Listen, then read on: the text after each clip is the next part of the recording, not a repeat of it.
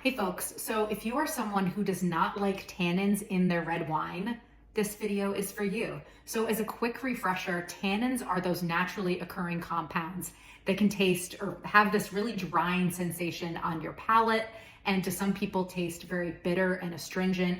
I personally love tannins. It's almost like you've stuck a cotton ball in your mouth. It just sucks out all the moisture, but in a good red wine, especially like an Italian red wine with a ribeye steak, it is just perfection. But again, if you are someone who does not like tannins, then here are a few tips for still being able to drink delicious red wines without that sensation that may just be off-putting to you. So first off, you can choose red wines that are naturally low in tannins. A few classic examples are Merlot, Malbec, Gamay.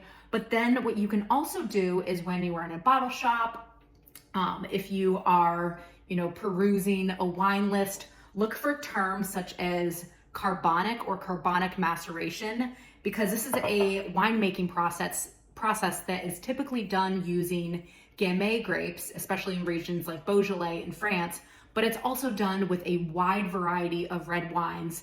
And it's a winemaking technique where, as opposed to the traditional red winemaking process where the grapes are crushed and then fermented in contact with the skins, with carbonic maceration, the grapes go whole cluster, so they aren't crushed. They go whole cluster into a vat that is sealed with carbon dioxide, and then that kind of carbon dioxide rich environment and those whole cluster berries creates kind of this intercellular fermentation where the grapes will actually be fermented from the inside out. And so the wine will be fermented inside the skins, or the juice will be fermented inside the skins.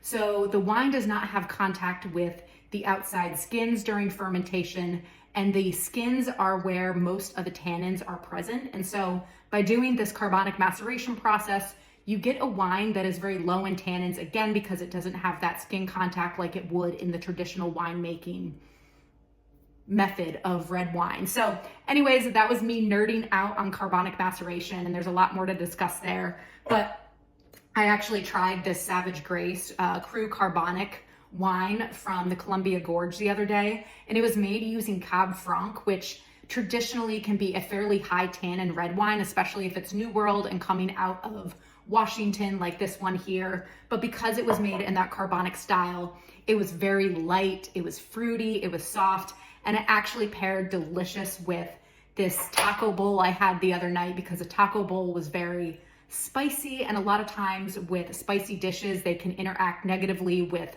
those high tannin red wines because everything just becomes a little bitter and astringent on the palate. So made for a great pairing with that low tannin carbonic wine. And yeah, so that would be my tip if you are someone who does not like high tannin red wines, is choose those lower tannin red wines like Merlot, Malbec, and Gamay, or go for wines that are made in that carbonic maceration technique. So that's it for today.